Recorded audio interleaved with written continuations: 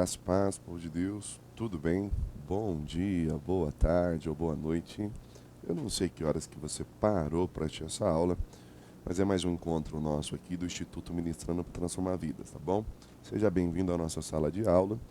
Vamos estar aqui pelo menos aqui alguns minutos estudando um pouco mais acerca da palavra de Deus, tá bom? Então, se você que já é o nosso aluno, já sabe o nosso procedimento, corre, pega o teu módulo, né? Tua Bíblia, nem que seja um exemplar da Bíblia Sagrada aí no teu smartphone, no teu tablet, no teu celular. O importante é que você esteja aí em posses aí das escrituras, tá bom? Seja ela digital, seja ela física. O importante é nós estarmos ligados à palavra de Deus, tá bom? Pega o teu módulo, lembrando que nós estamos estudando o módulo ah, Liderança Cristã e Ética Cristã, né? Nós estamos agora nas aulas de Liderança Cristã. Tem sido uma bênção. Espero que você esteja crescendo na graça e no conhecimento. Espero que você esteja se desenvolvendo no teu ministério para que você possa prestar um serviço de excelência ao reino. Isso é muito importante. Então, já que você já está com o módulo aí, está com a Bíblia, já cumpriu o seu protocolo, vamos então falar com Deus? Vamos falar com Deus, pedir a bênção dele sobre as nossas vidas. Afinal de contas, eu sempre digo que uma teologia desprovida, né, divorciada da vida de oração, uma teologia divorciada da vida de comunhão com Deus, ela torna-se uma teologia perigosa. Por quê? Porque Theos, Deus, logia, né, o estudo sobre Deus. A gente sabe que ele só é eficaz à medida que nós estamos próximos de Deus. Por quê? Porque aquilo que de Deus se pode conhecer é o que ele mesmo se deixou revelar, e isso por meio da sua palavra, né? E aí, através da iluminação do Espírito Santo, que nos conduz dentro da sua palavra, nos leva a uma compreensão maior daquilo que Deus tem para nós. Por isso que eu digo que é de suma importância nós pararmos e orarmos, pedimos a bênção de Deus, tá bom? Vamos orar? Pai, neste momento eu quero rogar a tua bênção, a tua graça sobre a minha vida, ó Deus, sobre a vida do meu irmão que parou, Senhor, para assistir essa aula. Pai, que dentro da sua vida tão corrida, Pai, ele encontra tempo, Senhor, para tentar crescer na graça e no conhecimento. Ajuda ele, ajuda ela, Senhor. Que o teu nome seja glorificado através dessa aula. Nos dá as ferramentas necessárias para cumprir o teu propósito, ó Deus. É o que eu te peço no nome de Jesus. Amém. Posso ouvir um amém? Glória a Deus. Sela comigo aí. Bora estudar a palavra de Deus, tá bom? Então nós estamos aqui já estudando liderança cristã. Essa já é a quinta aula. Então, se você não assistiu as outras aulas, volta aí na playlist, tá? Tem a sequência do estudo. Você que é o nosso aluno, tem todo o suporte, plantão, tira dúvida. O que você precisar, pode entrar em contato conosco, nós vamos estar te auxiliando, tá bom? Hoje nós vamos estudar sobre a espiritualidade. Então, nós estamos falando sobre liderança cristã. Então, nós vamos trabalhar a espiritualidade. Por isso, a nossa lição é trabalhando a espiritualidade. Um assunto muito importante dentro do contexto da liderança. Você vai compreender o porquê. Nós vamos trabalhar um pouquinho essas questões e você vai entender qual a importância de nós trabalharmos essa questão da espiritualidade, tá bom? Ó, definir ou conceituar espiritualidade nos dias atuais não é nada fácil. Por quê? Tendo em vista, né, que essa expressão aí, espiritualidade, na cultura pós-moderna na qual nós vivemos, na cultura moderna, ela vai assumir tanto que um sentido abstrato. Por quê? Porque, na verdade, ela está presente em quase todos os segmentos, e isso até, e eu coloco aí para você compreender, até mesmo dentre os racionalistas, né? Dentro dos materialistas, o conceito da espiritualidade ele está presente. E isso se deve ao quê? Justamente à má compreensão. Por quê? Ó, a espiritualidade tornou-se um tema não apenas importante no meio eclesiástico, que era comum. Nós trabalhamos essa ideia da espiritualidade no contexto igreja mesmo, no contexto não apenas igreja, mas em movimentos, né, que trabalhavam de certa forma com espiritismo, ocultismo, mas ela toma uma forma, essa ideia da espiritualidade, que ela começa a se desenvolver principalmente no contexto da liderança. E aí, quando nós falamos de liderança, não estamos falando de liderança eclesiástica em si. Nós estamos falando o quê? Empresários, políticos, empreendedores, né? Artistas, né? Nomes hollywoodianos. E aí as pessoas trabalham, começam a ter essa ideia de que é preciso se trabalhar a espiritualidade. Então, ó, nós precisamos trabalhar a tua espiritualidade, como é que anda a tua espiritualidade. E aí a gente precisa compreender o seguinte, ó, o mundo dos negócios já se preocupa com o estado espiritual dos seus executivos, isso mesmo.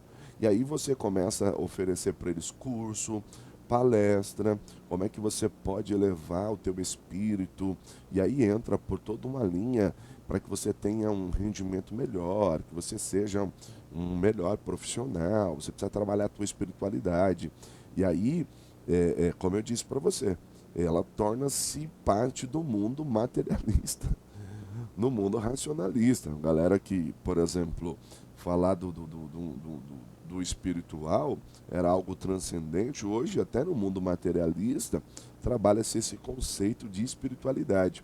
Mas a nossa proposta aqui, né, lógico, a filosofia dentro da metafísica trabalha esse conceito de várias formas, né, dependendo de quem você tá seguindo a linha, dependendo de quem você está lendo, ele vai trabalhar a espiritualidade de uma outra maneira.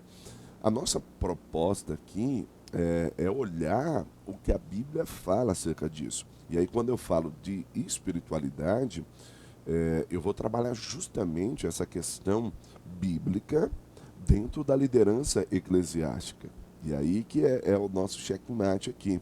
Nós não vamos trabalhar a espiritualidade apenas de um ponto de vista profissional, de empreendedorismo, para que você eleve o teu espírito. Não, nós precisamos olhar para as Escrituras e ver o que as Escrituras falam acerca da espiritualidade e como é que esse líder, ele trabalha a sua espiritualidade. Por quê? Porque um líder, dentro de um contexto de uma liderança eclesiástica, ele precisa trabalhar a sua espiritualidade. Então é a nossa proposta, tá? Então é isso que a gente precisa entender. Então a palavra espiritualidade, ela tem diversos conceitos na história, na religião, na filosofia, na teologia, no judaísmo, no esoterismo, na autoajuda e por aí vai. Percebe? Por aí vai. Ela acaba sendo muito extensa. E aí nós vamos trabalhar em todos esses parâmetros? Não. Nós vamos trabalhar no pensamento bíblico, teológico, o que nós abordamos como espiritualidade. Por que eu estou fazendo essa introdução com você? Para que você possa entender que se tornou uma palavra comum, muito usada. Hoje você abre o Face, o Instagram, o YouTube olha, melhore a sua espiritualidade, trabalhe sua espiritualidade e tal, e espiritualidade no executivo, espiritualidade no mundo dos negócios, e por aí vai. Mas a gente precisa olhar para as escrituras, regra de fé e prática para nós, tá bom? Então vamos lá. Deixando de lado as complicações filosóficas, teológicas e científicas, né? Nós podemos dizer assim de uma maneira simples, por que até coloquei teológicas e científicas? Porque você vai ter algumas abordagens, né? Mas de uma maneira simples, nós podemos dizer o seguinte, que a espiritualidade significa isso, ó, a busca e a própria experiência de comunhão com Deus. Uma busca de uma própria experiência de comunhão com Deus. À medida, é óbvio, que alguém se aproxima de Cristo, a espiritualidade se torna mais intensa e real. Então, a nossa espiritualidade, ela tem como centro, ela é cristocêntrica. Ou seja, ela tem como Cristo no centro. Ela não tem como você trabalhar a sua espiritualidade sem que ela seja cristocêntrica. Cristo, ele está no centro da nossa espiritualidade, correto? E aí você começa a entender justamente isso. Logo, a espiritualidade não se trata o quê? De um ajustamento tão somente sociológico ou psicológico. Mas espera aí, professor, não passa por essas linhas? De alguma forma, sim. Por quê? Porque à medida que eu me aproximo de Cristo, cara, socialmente eu mudo, psicologicamente, então, nem se fala, percebe? Mas ela não é uma ideia de simplesmente trabalhar com o objetivo de eu me sentir bem emocionalmente ou socialmente, não. A espiritualidade, ela tem a ver com um processo de crescimento e de transformação, entendeu? Então, dentro de uma liderança eclesiástica, eu tenho que ter justamente isso em mente, que a minha espiritualidade, ela vai se desenvolver de modo que é um processo que vai me trazer crescimento e transformação. Isso precisa ficar claro, tá? Então, a base da nossa espiritualidade, e eu coloco aqui para você, você pode ver aqui, ó, a base da nossa espiritualidade, ela é o quê? Ela é justamente concentrada na revelação de Deus dada ao homem por meio da Bíblia Sagrada. E aí eu coloco nesse gráficozinho que você está vendo aqui do meu lado, por exemplo, o Antigo Testamento. O que o Antigo Testamento faz? Ele trata da preparação do advento Cristo. Aí você tem o Novo Testamento. O Novo Testamento, ele vem tratar da manifestação e vida de Cristo, ou seja, a encarnação, o verbo se fez carne, você tem essa manifestação, né, do verbo divino de Deus, a sua vida, a sua morte, a sua ressurreição. E aí a gente tem as epístolas, que vai ser a explanação de todo o seu ensinamento, da sua doutrina, né? E a Apocalipse, que vem tratar da consumação de todas as coisas. Então, a Bíblia de Gênesis e Apocalipse, ela revela Cristo.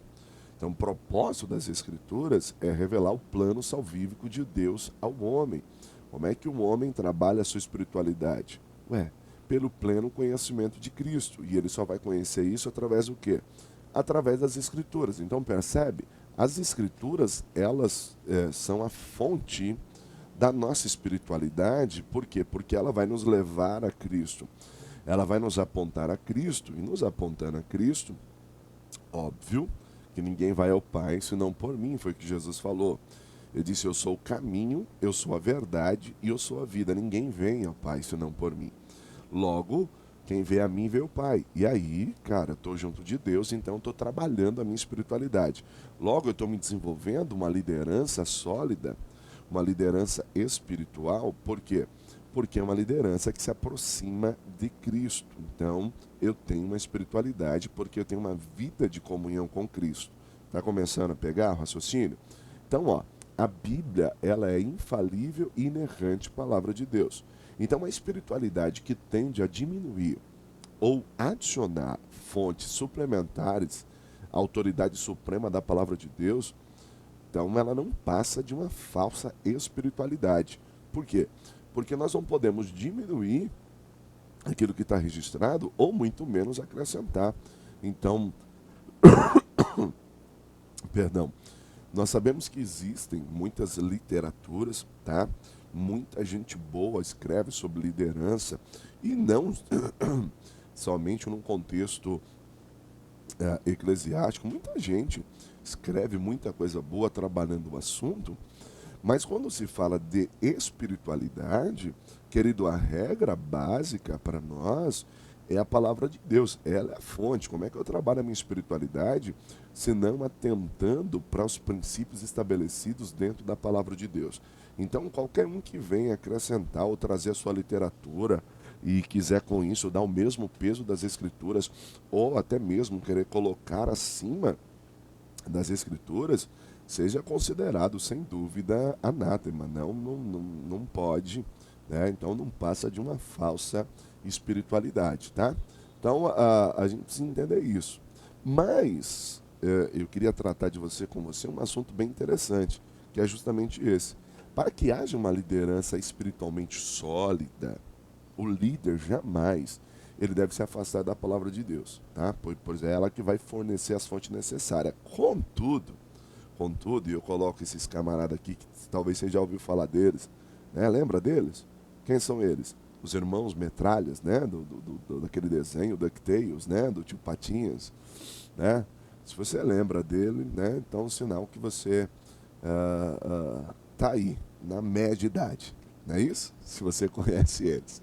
Bom, é interessante porque nós precisamos atentar que existem três formas, né? Ou três fontes, três ladrões, eu chamo de ladrões, né? Que têm usurpado a verdadeira espiritualidade dentro de um contexto da liderança eclesiástica. Ele tem saqueado muitos e muitas, tem trazido assim, prejudicado, na verdade, tem trazido prejuízo em algumas áreas. E aí eu queria trabalhar com você essa questão desses três ladrões, para que você entendesse. Por que ele tem nos roubado, principalmente no contexto da espiritualidade? Tem nos atrapalhado.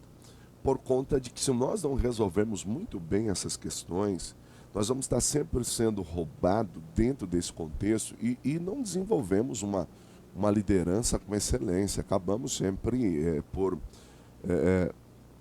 nos atrapalharmos aí dentro de questões que eu julgo ser de menos importância e relevante. Tá? Primeiro ladrão, a tradição. Vamos tentar entender isso. Calma. A tradição. Primeiro ladrão, a tradição. A tradição, irmão, degenerada, ela transforma num tradicionalismo, tá? E muitos líderes, eles têm deixado de lado as escrituras e têm feito o quê? Tem ficado preso em seu tradicionalismo. E aí, o camarada começa a produzir as suas próprias interpretações da palavra de Deus, tá? E aí ele começa a se tornar praticamente um legalista, né? Torna-se um legalista. E aí eu preciso deixar claro para você o seguinte: não que a tradição eclesiástica seja ruim, tá? O problema é quando ela adquire um poder superior às escrituras. E isso é perigoso e prejudicial. Então, quando um líder, ele, no contexto eclesiástico, ele se perde dentro do seu tradicionalismo degenerado, o que acontece? Ele, em vez de se tornar um líder espiritual, ele se torna um líder espiritualizado. Então, ele começa a exercer uma certa liderança debaixo de uma pseudo-espiritualidade que mais lhe é prejudicial, não somente a ele, mas também a quem está à sua tutela, que ao invés de trazer o crescimento, acaba afastando as pessoas, acaba impondo um jugo que a Bíblia não impôs. Então, a má interpretação, a má compreensão do texto, um texto fora do seu contexto, tudo isso disfarçado de uma pseudo-espiritualidade. Isso tem sido, desculpe a expressão, até um pouco pesada, isso tem sido um câncer dentro de muitos departamentos, porque você, por conta desse tradicionalismo, desse legalismo, você se torna, entre aspas, uma figura de quem é espiritual, mas não tem nada de espiritualidade, torna-se um exagero. E aí algumas cobranças antibíblicas em nome de uma tal espiritualidade. Está compreendendo? Em nome de uma tal espiritualidade. Isso é complicado. Eu faço de comportamentos pessoais, individuais, padrões de espiritualidade extras bíblicos, nada que a Bíblia nunca me pediu, não, mas não, irmão, se você tem a sua particularidade e aqui eu quero respeitá-la, não quero invadir a tua privacidade nesse aspecto, você só precisa tomar um certo cuidado para não estar fazendo algo que Deus nunca te pediu. Isso tornasse um jugo para você. Porque o que nós temos visto são algumas lideranças que, infelizmente, vieram se decepcionar com alguma coisa, e isso, estou falando de obreiros no geral, aí o camarada sai, agora eu estou livre de Deus, o cara cai no mundão, parecendo que foi Deus que colocou um jugo sobre a vida dele, e Deus nunca havia colocado aquele jugo sobre a vida dele. Ele vivia, na verdade, um tradicionalismo, um legalismo, e se atrapalhava. Então isso tem roubado a espiritualidade de muitos líderes, porque se tornam espiritualizados, mas na verdade nunca foram pessoas espirituais, mesmo de um relacionamento com Deus, de uma comunhão com Deus. Então é preciso nós tomarmos muito cuidado com isso, tá? Olha aí o texto que eu coloco para você, 1 Pedro, 2 Pedro, na verdade, 1, verso 20 e 21.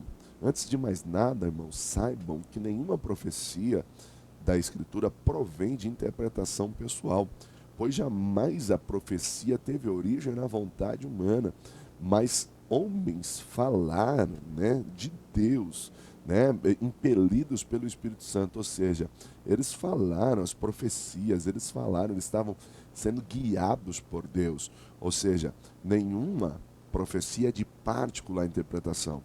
Então, não, eu preciso entender todo o contexto, porque senão eu firo as escrituras e eu caio no erro. Então, essa tradição degenerada, né, não que a tradição seja ruim, né, ela tem sido prejudicial no contexto justamente de alguns líderes, porque tem sufocado a sua espiritualidade e ninguém aguenta viver assim por muito tempo, não. E aí começa a tornar-se um fardo. O trabalho que você presta para Deus, ele vira um fardo e aí é complicado, tá? Um outro ladrão, lembra aí da Mamãe Metralha? Um outro ladrão é a emoção. A emoção. Você fala, mas peraí, agora o senhor falou mal da tradição, agora vai falar mal da emoção? Não, negativo. Eu disse da tradição degenerada, um tradicionalismo que vira um legalismo por conta da má interpretação das escrituras, tá? Vamos lá. O segundo ladrão é a emoção. Bom, a emoção degenerada também, ela torna-se o quê? Um emocionalismo, tá vendo? A tradição degenerada, ela torna-se a emoção degenerada, ela torna-se o quê? Um emocionalismo.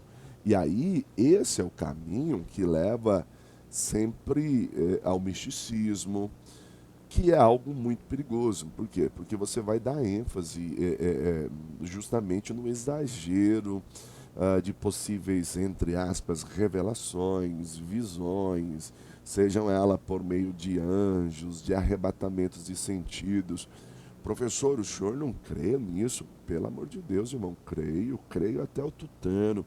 Creio que Deus fala, creio que Deus se revela, creio nos dons, creio no mover profético de Deus, creio. Sou, sou fruto disso, vivo isso. Deus tem cumprido muitas promessas na minha vida, na minha família, que Deus usou pessoas, que Deus moveu através dos dons. Isso, cara, não há dúvida. O que eu estou chamando a tua atenção aqui é para o emocionalismo. E aí nós precisamos entender o seguinte, que muitas pessoas, às vezes até mesmo desequilibradas emocionalmente, e aí, Deus falou comigo, Deus falou. Não foi Deus que falou. Às vezes foi a sua emoção, às vezes aconteceu alguma coisa, eu não quero trabalhar aqui um ceticismo, mas a nossa mente, ela prega a peça em nós. Eu pensei que era e tal. Então existe toda essa questão que nós não podemos anular, tá? Mas a emoção é maravilhosa, a emoção é maravilhosa. Por quê? Porque nós não podemos tornarmos céticos, né? Você tem, por exemplo, quando na teologia, né, na época escolástica, né, que vai se perdendo essa ideia da emoção dessa mística e vai se tornando aquelas coisas de Deus muito lógica, que necessariamente também não é. A gente trabalha com emoção. Por que trabalha com emoção? Porque o divino entra em contato com o humano e ele move-se no nosso espírito e vai tocar o nosso coração, vai mexer com as nossas emoções, o nosso coração como centro das nossas emoções. Então, não tem como trabalhar a espiritualidade e não trabalhar a emoção. Com certeza faz parte. O problema é degenerado, um desequilíbrio emocional, pessoas que vão de 0 a 100 sem o menor conhecimento bíblico e agora estão chorando, estão se alegrando, mas daqui a pouco ele já está matando, está agredindo. Não, mas Deus falou, eu mudei de igreja, Deus falou comigo, eu estou indo para outra. Agora não estou mais, Deus não falou mais, eu estou voltando, eu estou indo, eu estou vindo. E esse Deus que fala e desfala, que mente, Deus não mente, né? Mas eu não entendi, eu achei que era. Irmão, tem coisas que não vão ser muito claras para nós, mas nós precisamos parar, respirar, ir para as Escrituras e começar a procurar entender um pouquinho que Deus está falando conosco, tá? Então eu não quero dizer que Deus não use esse meio, né, da emoção para revelar seu nome. Sim, Ele usa e nós cremos, tá? A questão é que o emocionalismo tem levado muitos ao engano, reivindicando a autoridade divina, quando na verdade é apenas humana, ou quem sabe até mesmo diabólica. Por quê? Porque o inimigo, ele tenta trabalhar no campo da mente. Então tem pessoas com uma pseudo-espiritualidade, num emocionalismo tão grande, e na verdade, infelizmente, essas pessoas estão o quê? Sendo escravizadas pelo inimigo. O inimigo está usando de engano, sabe? Está usando de engano. Pessoas que dizem, ah não, estou tendo uma visão, um anjo está aparecendo, e não é anjo, é demônio. Então uma coisa muito séria, tá? A coisa é muito séria, a ponto de que esse emocionalismo, para alguns líderes, eles chegam a se colocar acima das escrituras. Não, essa pseudo-revelação, essa pseudo-visão que ele teve naquele momento de êxtase espiritual, que ele estava num arrebatamento de sentido, com questões acima das escrituras, como que o próprio Deus vai contra a palavra que ele revelou a nós. Então é uma questão de você fazer essa análise e começar a pensar. O próprio Deus está indo contra aquilo que ele mesmo deixou revelado. Então, percebe? Então a gente precisa trabalhar essas questões. E aí, ó, Jeremias 23:6. Olha que verso, irmão. Presta atenção.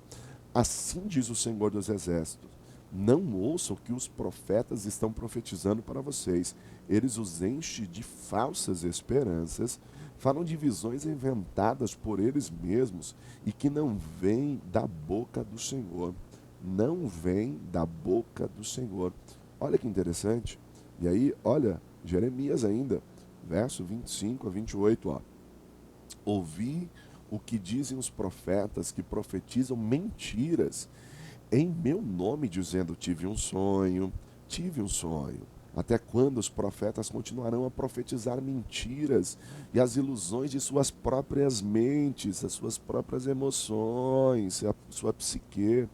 Eles imaginam que os sonhos que contam uns aos outros farão o povo esquecer o meu nome, assim como seus antepassados esqueceram o meu nome por causa de Baal. O profeta que tem um sonho, conte o sonho, e o que tem a minha palavra, fale a minha palavra com fidelidade. Pois o que tem a palha com trigo, pergunta o Senhor.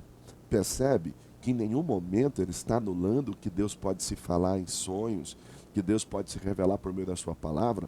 Não, em nenhum momento ele está negando que Deus não possa falar dessa maneira, nem eu aqui estou negando que Deus possa agir dessa forma. O que eu estou chamando a tua atenção é justamente para essa questão, nós tomarmos cuidado com emocionalismo, e isso tem roubado a espiritualidade de muitos cristãos, e principalmente da liderança. Por quê? Porque o camarada está totalmente confuso no emocionalismo, e aí ele não consegue ser lúcido, e vai...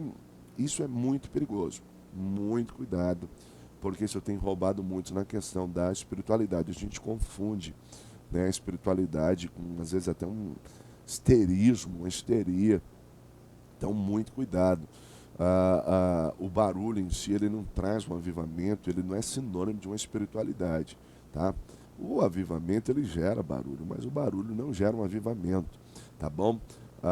Cuidado, não se empolgue com manifestação de dons, mas a verdadeira espiritualidade, ela reflete o fruto do Espírito. A manifestação dos dons também, mas é importante você ter o fruto do Espírito. Então, são questões que precisam ficar muito bem definidas, tá? E aí nós temos aí o terceiro, que eu chamo de o ladrão da razão, né? O terceiro ladrão é a razão. Pronto. O senhor falou mal da tradição, o senhor falou mal da emoção, agora vai falar mal da razão. Não, eu não estou falando mal dessas questões, estou falando dessas questões degeneradas, desequilibradas, percebe? É a mesma questão da razão. A razão degenerada, ela torna-se um racionalismo, que assim como os outros pontos já comentados, é também um caminho muito perigoso. Por quê? Porque com o desenvolvimento científico e tecnológico, o homem passa a ter o quê? Uma soberba mental, e essa, entre aspas, tá? Essa intelectualidade toda tem levado muitos líderes a crer somente naquilo que pode ser constatado, comprovado pela razão e pela lógica. Aí os caras começam a questionar o poder de Deus, começa a questionar os milagres. Não, isso não é espiritualidade. O que é espiritualidade, então? Então, percebe? Os exageros, o desequilíbrio de cada uma dessas questões é muito prejudicial e rouba. Então, eu tenho que ser um líder que trabalham com as minhas emoções, sim, tenho que ser um líder que tem os meus princípios, as minhas tradições, tem que ser um líder que trabalha muito bem com a minha razão, a fé e a razão podem andar juntos, sim, né? Desde que eu entenda que a Bíblia é regra de fé e prática para mim, e entendendo que muitas questões, a minha fé não é um fideísmo, mas uma fé baseada naquilo que é fato, porque as escrituras não é um mito, é um fato. Então, mas cientificamente eu não consigo conceber isso, tá? Mas nós estamos falando de um Deus do impossível, de um Deus do sobrenatural. Então, percebe? Então, em alguns casos, a razão degenerada, a ciência, o racionalismo, né, o pensamento racionalista, tem estado acima das escrituras, e isso tem sido prejudicial. O relato bíblico da criação, ele passa a ser desacreditado, e aí passa a teoria da evolução, ela passa a assumir o papel da criação, né? A teoria da evolução, ela assume o papel da criação. Eu excluo Deus da parada. Se eu excluo Deus, os milagres e tudo aquilo que está contido nas Escrituras são apenas mito de um povo, de uma tribo, de uma região do mundo, um pessoal que tinha uma crença, um misticismo vazio. Então percebe o perigo da razão degenerada? Então eu preciso sim, eu preciso uma liderança que trabalha a sua espiritualidade, ela trabalha assim dentro do seu tradicionalismo, da sua tradição, né? Não desequilibrada, trabalha com a sua emoção, precisa da emoção e também precisa da razão, tá? Então, tudo isso a gente encontra nas Escrituras, nos aproximando de Cristo. Cristo não nos faz pessoas alienadas, pelo contrário, nos faz pessoas lúcidas, pessoas inteligentes. Então, um líder que trabalha a sua espiritualidade é um líder inteligente, porque é um líder que está próximo das Escrituras. Próximo das Escrituras, você vai conhecer mais a Deus. Por quê? Porque a Escritura revela Cristo, e Cristo te leva a Deus, e Cristo é Deus, e o Espírito Santo é Deus, e se move sobre a tua vida. Então, você só tem a ganhar, tá? Olha aí, 1 Coríntios 1, dos 18 ao 21. Essa, eu acho que é uma dos textos que corrobora muito com isso que eu estou falando, nessa questão da razão, porque olha o que o texto diz. Pois a mensagem da cruz é loucura para os que estão perecendo, mas para nós que estamos sendo salvos, é o poder de Deus. Pois está escrito, destruirei a sabedoria dos sábios e rejeitarei a inteligência dos inteligentes. Onde está o sábio? Onde está o erudito? Onde está o questionador desta era? Acaso não tornou Deus louca a sabedoria deste mundo? Ué, visto que na sabedoria de Deus o mundo não conheceu por meio da sabedoria humana, agradou a Deus salvar aqueles que creem por meio da loucura da pregação. Olha aí, da loucura da pregação. Cara, você está dentro de um contexto, né, da igreja de Coríntios, muitos sábios, muitos eruditos. E aí Paulo vem com a loucura da pregação e os caras estão dizendo assim, meu, esse Deus que você está dizendo, ele não pode escapar de uma cruz, morreu como miserável. Paulo diz assim, vocês não estão entendendo. Isso é para vocês que estão perecendo, isso é loucura. Mas para nós, irmão, isso é poder. Poder de Deus. Então Paulo, ele vai compreender isso e vai nos explicar. Então percebe? Cuidado com esses ladrões da tua espiritualidade. Muito cuidado mesmo, porque tem roubado e muito. Você tem tudo isso no seu módulo aí, é bênção demais. Ó, conclusão. Diante de tantos dilemas, somente a atuação do Espírito Santo na vida da liderança para ajudar o quê? Manter uma espiritualidade sadia, livre de exageros e completamente pautada na palavra de Deus. Como disse o apóstolo Paulo, fui crucificado com Cristo, assim já não sou mais eu quem vive, mas Cristo vive em mim. E a vida que agora eu vivo no corpo, eu vivo-a pela fé no Filho de Deus que me amou e se entregou por mim. Pegou? Olha o que ele está dizendo. Que me amou e se entregou por mim. A vida que eu sigo hoje aqui na carne, na minha conduta, no meu comportamento, eu vivo ela direcionada por Cristo, é Cristo que me guia. Então, ele desenvolve uma liderança com espiritualidade, por quê? Porque ele vive em Cristo, Cristo vive nele, tá? E aí a gente passa a ter a ideia de, quando você fala de liderança, e de obreiros, de líderes em geral, homens, membros, irmãos, irmãs, você tem essa ideia do carnal e do espiritual. Mas como assim essa ideia do carnal e do espiritual? O contexto, né, da carta de Paulo aos Coríntios vai apresentar dois tipos de cristãos, né? O carnal e o espiritual. Por quê? Porque o contexto da carta deixa claro que Paulo fala na igreja assim, fala assim, olha, eu não pude falar a vocês como espirituais, mas a carnais, porque há entre vocês contenda, e eu coloco o verso aí para você ver. Eu, irmãos, quando eu não vos pude falar como espirituais, mas como a carnais, como meninos em Cristo. Como leite vos criei, não com carne, porque ainda não podia, né? Nem tão pouco, ainda agora eu posso, porque ainda sois carnais. Aí ele começa a dizer, porque havendo entre vós contendas, inveja e tal, não sois porventuras carnais, né? E não andais segundo homens, porque dizendo eu sou de Paulo e outro eu sou de Apolo. Então o que, que o apóstolo Paulo está dizendo? Gente, as atitudes que existem entre vocês só me demonstram uma coisa, que vocês ainda não são espirituais, mas vocês são carnais. É interessante isso. Paulo chama eles de meninos, né? Mas Paulo não deixa de chamá-los de irmãos. Paulo não deixa de chamá-los de irmãos. São irmãos carnais. E então a gente entende aqui, mas peraí, professor, então o senhor está dizendo que tem irmãos carnais e irmãos espirituais? Infelizmente tem. Nós temos irmãos que ainda são carnais. E aí como é que nós vamos trabalhar essa questão? Né? É triste, mas esse problema ele tem afetado o quê? A liderança e obreiros em geral. Pois a experiência nos mostra que existem obreiros espirituais e obreiros carnais. Então, mas para a gente compreender melhor, né, eu vou trabalhar aqui o aspecto da criação do homem. Rapidinho, não é a nossa matéria, né? Só para você entender. Mas vamos lá. A Bíblia mostra que Deus ele cria o homem, né, reto e bom no seu estado espiritual, né? Mas o homem não era Deus. E aí, se o homem não era Deus, o homem era perfeito como homem, ou seja, na sua natureza humana, Deus não cria ele com pecado. Mas ele não era para viver independente de Deus, ele é tirado de Deus, ele é gerado em Deus. E aí, irmão, por exemplo, a planta fora da terra não sobrevive, o peixe fora da água não sobrevive, o homem fora de Deus não sobrevive. Então o homem não foi feito para viver independente de Deus, não, pelo contrário. Ele estava ligado a Deus, mas não era um robô. Ele tinha suas faculdades, seu livre-arbítrio, seu entendimento.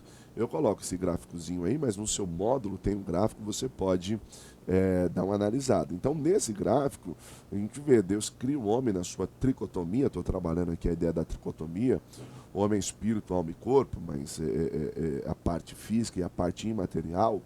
E aí Deus sopra o sopro divino no homem, o homem tem aí, ele é criado dentro do seu corpo, com os seus instintos, aquisição, alimentação, reprodução, autopreservação, o domínio, a comunhão. Tem, né, no seu eu o seu intelecto, o seu sentimento, a sua vontade, que é a sua psique, a sua alma. A partir daí, né, surge a sua personalidade, o seu caráter, o seu temperamento. Deus coloca tudo isso no homem. A questão é que quando Deus cria o homem, o Espírito de Deus habita no homem. O homem não foi feito para viver aquém de Deus. O pecado vai causar essa ruptura. Então, o homem debaixo do pecado vai causar essa ruptura, e aí o espírito do homem vai morrer, né? Vai estar vazio de Deus, vai estar morto espiritualmente. Aquilo que a gente fala, ele está morto espiritualmente. Logo, ele morto espiritualmente, o seu corpo, aliançado com o seu eu, né? Com a sua psique, com seus instintos, seu intelecto, seus sentimentos, sua vontade, sua volição, sua razão de consciência que está no seu eu, aquilo a gente chama que dá origem à nossa carne. A nossa natureza pecaminosa, essa inclinação para o mal, porque o homem está morto espiritualmente, e aí, dentro das leis dos nossos instintos, da nossa sobrevivência própria que Deus nos dá, o homem começa a criar aquilo que a gente chama das obras da carne. Obras da carne. Então, o que acontece? O corpo está escravizado pela lei do pecado. O corpo está escravizado à lei do pecado, logo ele está o quê? Desequilibrado. O homem está o quê? Desequilibrado. Então, quando o homem aceita Cristo como seu Salvador, o Espírito Santo passa a habitar em seu espírito, o quê? Dando a vida àquilo que outrora estava morto, ou seja, estava vazio, que é justamente o outro quadrozinho que eu coloco aqui. Porque o Espírito Santo volta a habitar no espírito do homem, trazendo vida ao que estava morto. O Espírito Santo vem o quê? Num processo de santificação. E nesse processo de santificação, o Espírito Santo começa o quê? Realinhar o homem, anulando o sangue de Cristo, anula, né? Nos livra da condenação do pecado e começa o quê? Nos dá força, nos dá poder para lutar contra o pecado. E aí nós passamos um processo de regeneração. Começa a se desenvolver a verdadeira espiritualidade. Por quê? Porque o Espírito Santo começa a cada dia trabalhar em nós, trabalhar por nós e trabalhar através de nós. Então percebe? Nesse processo, é nesse processo que entra justamente essa questão de líderes que são espirituais, mas que também você tem líderes que são carnais. Mas como assim, professor? Líderes que precisam deixar o Espírito Santo trabalhar na obra da regeneração, que na verdade ele não está dando lugar para que o Espírito Santo reine sobre a sua vida e assuma o trono da sua vida. E aí, irmão, você começa a ter uma série de problemas. Então isso é muito complicado, tá? Então o líder carnal, vamos tentar entender um pouquinho essa ideia do líder carnal. Ó. O problema com os obreiros e líderes carnais é que estes não renunciaram o seu eu. E quando eu digo o seu eu não estou dizendo para anular a sua consciência moral. Não, não, não, não, não.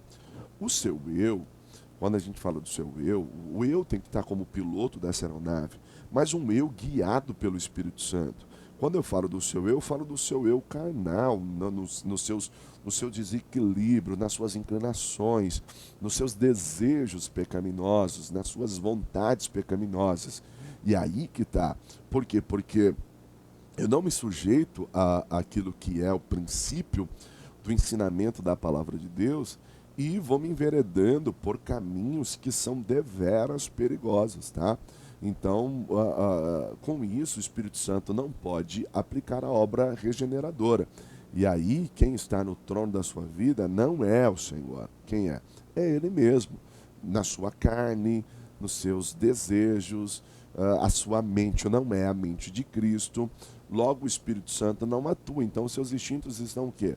Desequilibrado, um corpo que tem sobre si justamente aqui que eu estou apresentando para você. Tem o quê? Um corpo que está totalmente debaixo da lei do pecado, porque ele não deixa o Espírito Santo atuar sobre a vida dele. E aí a união do seu eu, né, mais o seu corpo, essa parte instintiva, vai gerar o quê? Gálatas 5, 19, 21. Imoralidade sexual, impureza, libertinagem, idolatria, feitiçaria, ódio, discórdia, ciúme, ira, egoísmo, dissensões, facções, inveja, embriaguez, orgias e coisas semelhantes. Professor, nós estamos falando de liderança. Infelizmente, nós estamos falando de liderança e infelizmente isso tem ocorrido. Então o coração da pessoa nascida da carne, né? Nascida da carne, porque ele não nasceu de novo, ele nasceu da carne, está vazio da palavra de Deus. Então ele pode falar da palavra, mas a palavra não faz efeito sobre ele. Ou seja, o seu espírito está longe de Deus, ou seja, está morto espiritualmente. Logo, essa pessoa, ela se move apenas pela carne, pelos seus conceitos. E aí é o tipo da pessoa, assim, ele está pregando uma coisa, mas ele está vivendo outra. Então, ele é alguém que prega com vida, mas não prega com a vida, não tem vida. E isso é resultado de alguém que é carnal, de alguém que é carnal. Líderes carnais, infelizmente tem. E aí qual é o problema? O problema é que quando ele se entrega a isso, um líder carnal, e eu coloco aqui em cima aqui para você, tá vendo o quadro, ele passa a ter problemas justamente nessas 4 áreas, porque são a área de atuação da obra da nossa carne. Como assim? Vida sexual. ele começa, já tem um instinto desequilibrado, ele começa a ter um problema, talvez na área de prostituição, de impureza, de lascívia e por aí vai. Vida religiosa, se envereda pelo caminho da idolatria, feitiçaria, homens, liderança eclesiástica, irmão, tem gente que entra pro misticismo, começa a introduzir, né, práticas pagãs dentro do culto a Deus, e aí aquela que você vê aí por aí, né? Você vê nas redes sociais, você vê nas televisões aí, uma mistura, um sincretismo religioso. Isso aí é o quê? É um desequilíbrio, precisamos tomar muito cuidado com isso, tá? Relacionamentos, na área de relacionamentos, você começa a ter inimizade, discórdia, egoísmo, dissensão, facção, percebe? São tudo obra da carne. E eu como indivíduo, tem liderança com problema com glutonaria, com bebedice e coisas semelhantes a essa. E aí João escreve justamente o seguinte: o que é nascido da carne é carne, e o que é nascido do Espírito é Espírito. Então, eu preciso nascer do Espírito novamente. Ele não é uma nova criatura, mas é um líder, é um obreiro. Mas não é nova criatura. Então a coisa é séria. Mas e os líderes espirituais? Olha aí. Não se conhece um líder ou um obreiro espiritual apenas pelo seu exterior, né? Como pelas roupas que ele está usando. Cara, olha a roupa que ele usa, que ela usa. Não, isso, infelizmente, revela alguma coisa? Sim, revela. Às vezes, dependendo como ele está vestido, revela um pouco acerca dele.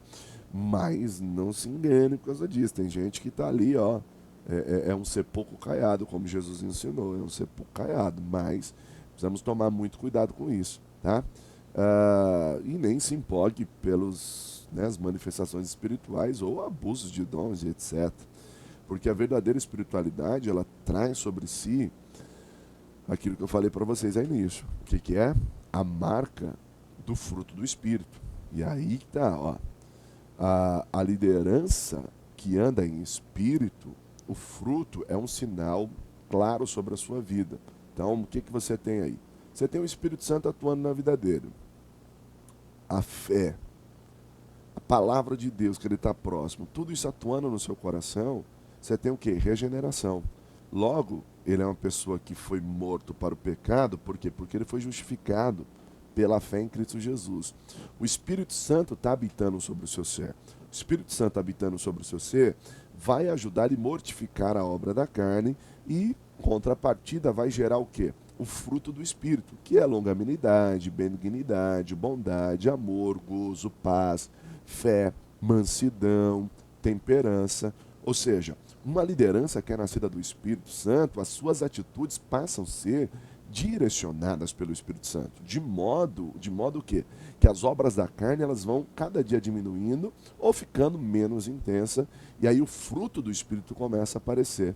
Então, nós não devemos pedir o fruto do Espírito. Senhor, me dá o fruto do Espírito. Não. Nós devemos andar em Espírito. E aí o fruto do Espírito vai nascer.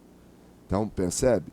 Então, Senhor, eu quero o fruto do Espírito. Não, anda em Espírito. Anda em Espírito, porque o fruto do Espírito é a consequência. E aí, você tem aí o fruto do Espírito. O Espírito Santo reinando em nós, nasce o fruto do Espírito. Por quê? Porque o fruto do Espírito é resultado de quem anda no Espírito. Pegou? O fruto do Espírito aqui, ó, é resultado de quem anda no Espírito. Como assim? Eu coloco a semelhança de um cacho de uva, né? Porque não são os frutos, né? O fruto, a gente trabalha a ideia do fruto do Espírito como algo assim, de um fruto com muitos gomos, né? Alguns gostam de usar a mexerica, né? Tangerina, não sei se fala, bergamota, enfim, depende aí da sua região. Mas o fruto do Espírito, o amor é o fruto. Alegria é o amor regozijando. Paz é o amor em repouso. Longanimidade é o amor exercendo a paciência. Benignidade, o amor fazendo bem ao próximo. Bondade também é o amor se manifestando. A fidelidade, o amor cumprindo a sua palavra. Mansidão, o amor suportando as ofensas. Domínio próprio, o amor se controlando. Contra essas coisas não há lei. Que amor é esse? O amor ágape. Quem compartilha isso? O Espírito Santo. Quando? Quando ele começa a habitar em você. Por meio de quem? Da justificação pelo sangue de Cristo Jesus, Que por quê? Porque Deus deu seu Filho unigênito para que todo aquele que nele crê não pereça. Percebe? É andar com Deus, é estar em Deus. Então isso aí vai fazer toda a diferença. É isso que nós precisamos compreender, tá? Então por isso vos digo, vivam pelo Espírito e de modo nenhum satisfarão os desejos da carne. Gálatas 5,16. Por isso vos digo, vivam pelo Espírito e de modo nenhum satisfarão os desejos da carne. Esse é o texto, tá? Mas aí a gente tem aqui algumas características de um líder espiritual. Queria trabalhar isso com você. Algumas características de um líder espiritual. Na vida moderna, olha, presta atenção nisso. Na vida moderna, ser espiritual está relacionado às duas circunstâncias. Primeiro, sensibilidade e disponibilidade. Isso na vida moderna, pós-moderna. Por quê? Porque quando nós compreendemos esses dois termos, ficará bem mais fácil ser uma pessoa espiritual. E eu vou explicar, calma. E aí eu quero pensar um pouco na vida de Moisés, porque eu tenho para mim que Moisés é um exemplo clássico disso, onde nós podemos trabalhar. Por quê? Porque Moisés foi um grande líder, né? Dispensa comentário falar sobre o Moisés. Às vezes a gente gosta mesmo de citar alguns pontos negativos da vida do Moisés, mas irmão, não teve homem como ele, manso, né? Não estou comparando Jesus, não é isso. Jesus é Jesus e não tem para ninguém, tá? Mas vamos tentar trabalhar um pouquinho essa ideia do Moisés. Vamos enxergar essa ideia da sensibilidade e a disponibilidade no Moisés. Olha que interessante. Vou ler o texto com você. Êxodo 3, do 1 ao 6. Moisés pastoreava o rebanho do seu sogro Jetro, que era sacerdote de Midian. Um dia levou o rebanho para o outro lado do deserto e chegou a Horebe, o monte de Deus. Ali o anjo do Senhor lhe apareceu numa chama de fogo que saía do meio de uma sarça. Moisés viu que, embora a sarça estivesse em chamas, essa não era consumida pelo fogo. Impressionante, pensou. Por que a sarça não se queima? Vou ver isso de perto. O Senhor viu que ele se aproximava para observar. E então, do meio da sarça, o chamou: Moisés, Moisés. Eis-me aqui, respondeu ele. Então lhe disse: não se aproxime, tire as sandálias dos pés, pois o lugar em que você está é terra santa. Disse ainda: eu sou o Deus de seu pai, o Deus de Abraão, o Deus de Isaque, o Deus de Jacó. Então Moisés cobriu o rosto, pois teve medo de olhar para Deus. Olha esse texto e nós vamos tentar trabalhar ele de uma maneira simples para que você compreenda. Mas olha que legal, nós estamos falando de característica de um líder espiritual. Então, eu poderia trabalhar muitas, mas vamos falar da sensibilidade e disponibilidade. Bom, primeira questão, disponibilidade. Olha o que o texto diz. Um dia levou o rebanho para o outro lado do deserto e chegou a Horebe, um monte de Deus. Eu quero aqui usar aqui de uma alegoria, usando no texto aqui, para você tentar entender aquilo que eu quero aplicar. Ó, mesmo diante das suas obrigações diárias, nesse contexto, Moisés ele está no deserto, sendo pastor, arrebanhando, né? E aí o que acontece? Nas suas obrigações diárias, ele leva o rebanho para o outro lado do deserto e chegou ao monte de Deus. Isso é o que o texto diz, tá? Então eu queria pegar esse contexto. Ó, é preciso nós estarmos disponíveis para quê? Para trazermos as nossas obrigações diárias sempre para junto do monte de Deus. Como assim? Não tem como nós separarmos a nossa vida secular da nossa vida espiritual. Ou seja, eu conheço e sei, você também sabe, que muitos, inclusive líderes, eles trabalham assim: não, na igreja eu sou uma coisa, no trabalho eu sou outra. Não, aqui eu sou uma coisa, em casa eu sou outra. Não tem como. Traga a sua vida diária no contexto de disponibilidade. Sempre tudo que você for fazer, traga para junto do monte de Deus. Ou seja, quer você atravesse o deserto com o seu rebanho, né? No trabalho que você executa, desenvolva sempre a sua atividade junto a Deus. Quer comeis, quer bebeis ou fazer qualquer outra coisa, fazei tudo para a glória de Deus. E para que isso ocorra, você precisa ter essa disponibilidade, de estar sempre pronto a trazer o seu rebanho para junto de Deus. E aqui, quando eu falo rebanho, eu estou usando essa alegoria, né? Usando do texto para você entender justamente o seguinte, que na verdade ele está pastoreando e ele vai ao rebanho junto ao monte de Deus.